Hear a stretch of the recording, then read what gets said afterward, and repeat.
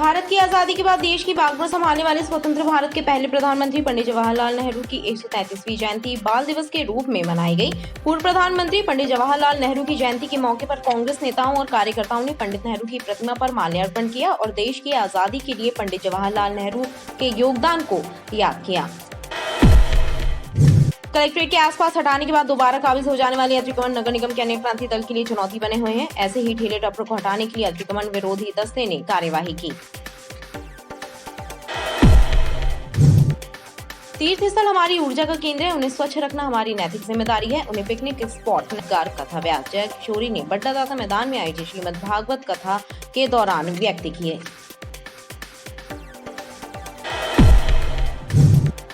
प्रदेश के उच्च शिक्षा विभाग के द्वारा शासकीय विश्वविद्यालयों के छात्र छात्राओं की मार्कशीट, प्रमाण पत्र और शिक्षा से संबंधित दस्तावेजों का डिजिटलाइजेशन किया जा रहा है। यह सुविधा प्रदेश की सभी यूनिवर्सिटी को दी जा रही है।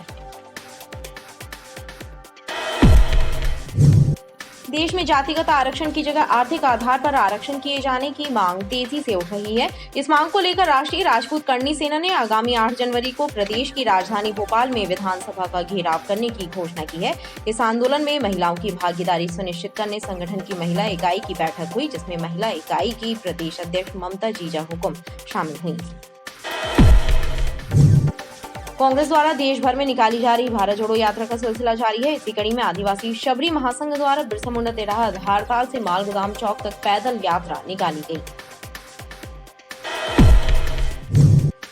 कुआरीघाट की टंकी नंबर 2 के पास सोमवार की सुबह एक युवक की अकड़ी हुई लाश मिली। स्थानीय लोगों ने आशंका जाहिर की है कि युवक की मौत संभवतः ठंड लगने से हुई है। स्थानीय लोगों ने घटना की जानकारी पुलिस को दी, जिसके बाद पुलिस ने शव को पोस्टमार्टम के लिए भेजा और मामले में मर्ग कायम किया है।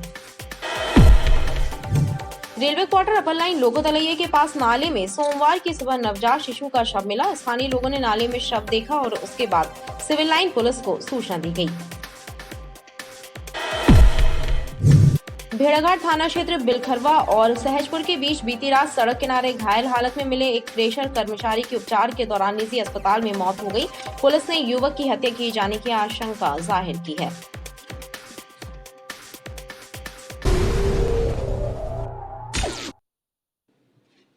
नमस्कार, बीडीवी न्यूज के इस बुलेटिन में आपके साथ मैं हूं स्वाति। शहर से जुड़ी खबरों को देखेंगे विस्तार से, लेकिन सबसे पहले एक नजर डालते हैं हेडलाइंस पर।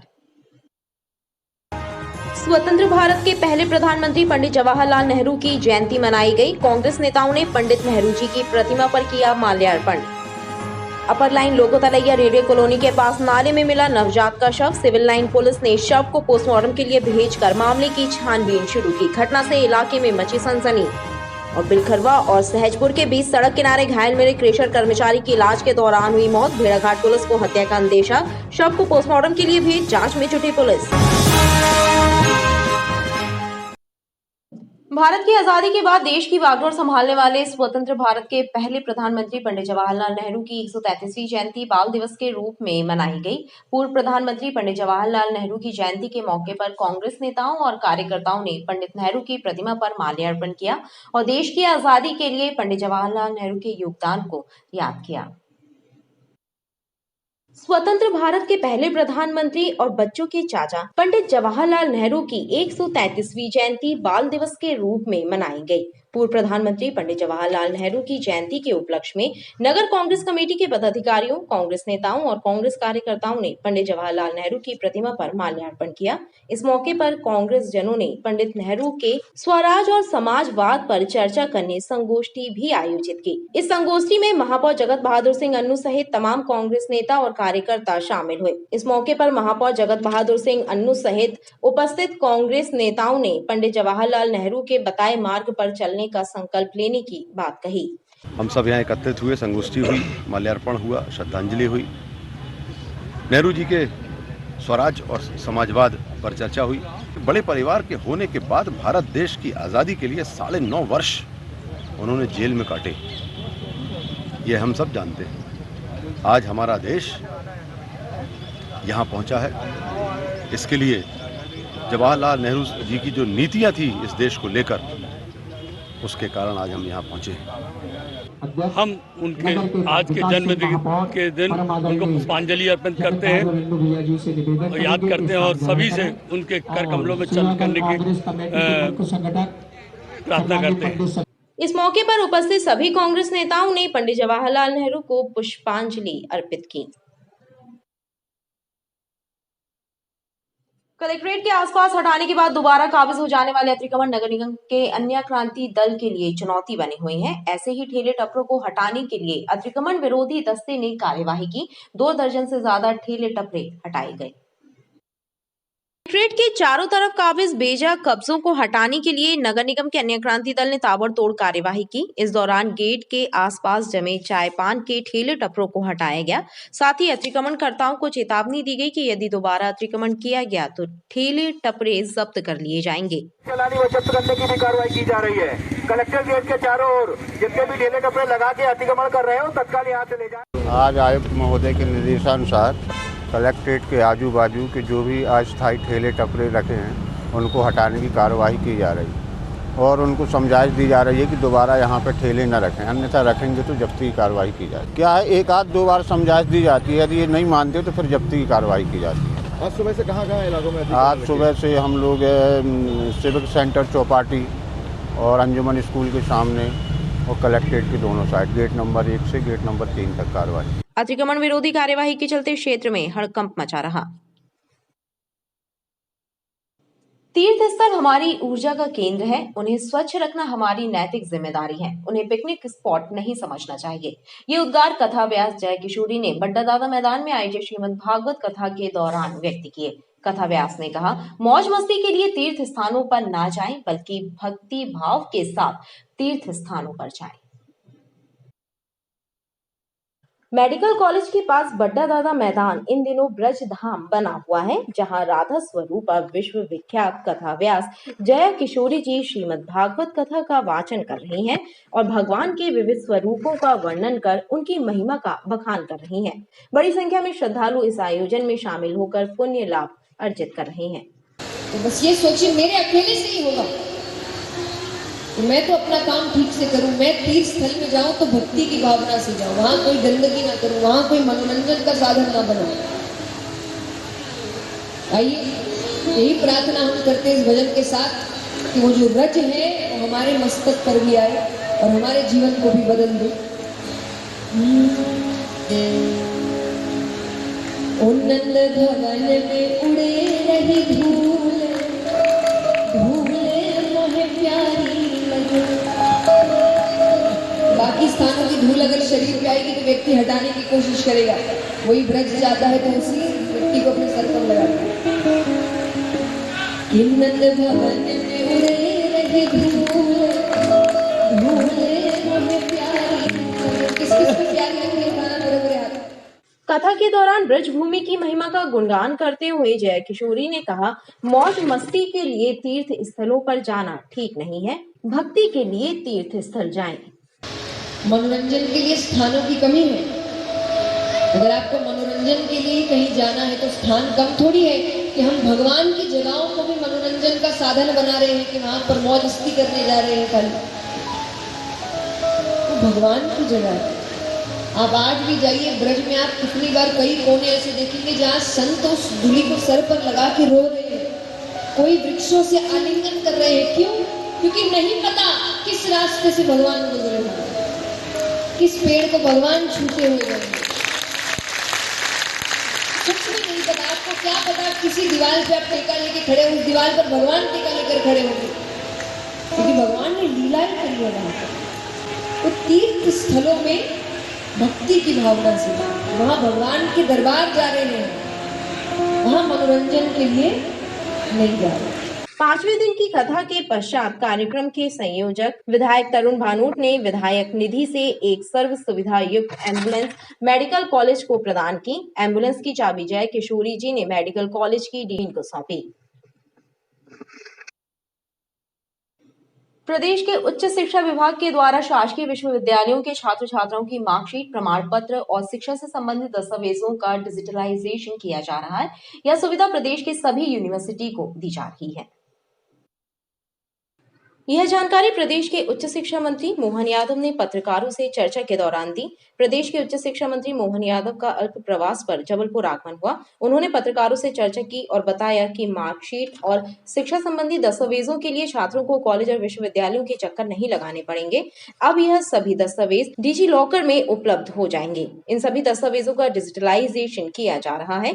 दस्तावेज डिजिटल फॉर्मेट में बनाकर डिजी लॉकर में रखे जा रहे हैं। छात्र कभी भी इन दस्तावेजों की कॉपी ऑनलाइन ही निकाल सकते हैं।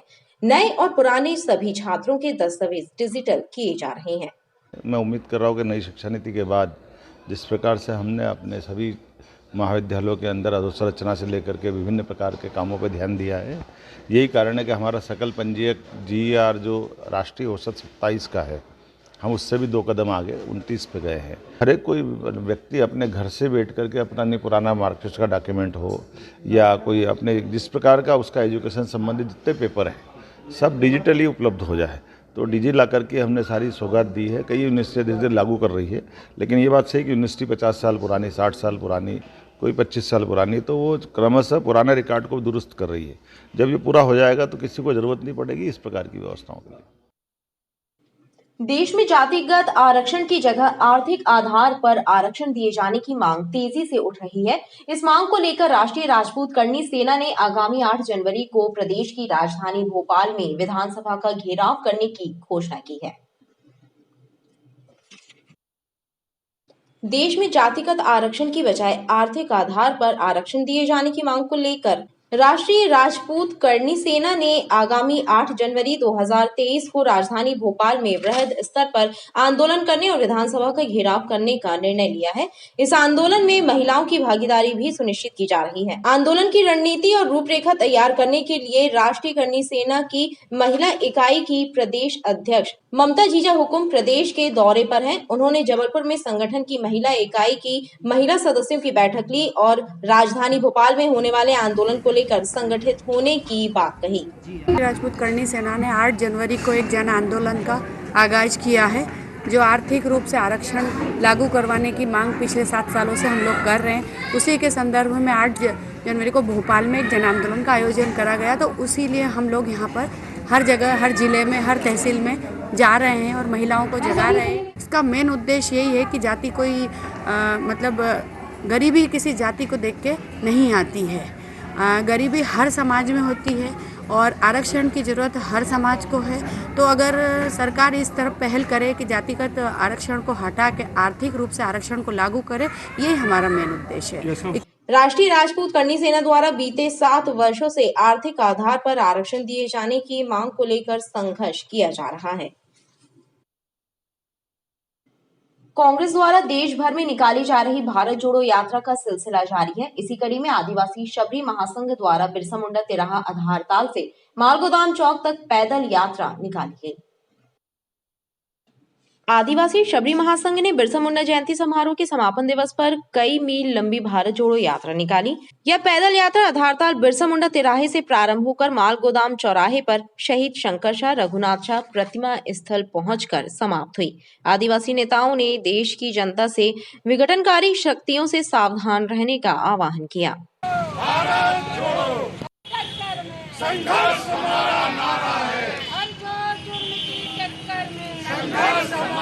यह यात्रा पूरे देश में राहुल गांधी जी द्वारा की जा रही है, कश्मीर से कन्याकुमारी तक।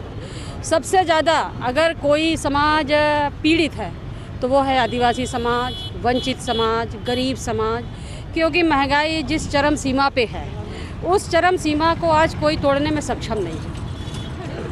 हम आदिवासी समाज और संगठन के माध्यम से ये कोशिश कर रहे हैं कि जो गूंगी बहरी सरकार है उनके कानों तक ये बात जाए कि आप अमीरों को और कितना अमीर करोगे और गरीबों को कितना और गरीब करोगे। कम से कम ऐसी स्थिति ले आओ देश में कि जो ये बीच की खाई है गरीबों की वो पाटी जा सके। आदिवासियों ने ये बीड़ा उठाया है। शबरी महासंघ के सदस्यों ने कहा, आदिवासियों को न्याय दिलाने की दिशा में उनका संघर्ष लगातार जारी रहेगा।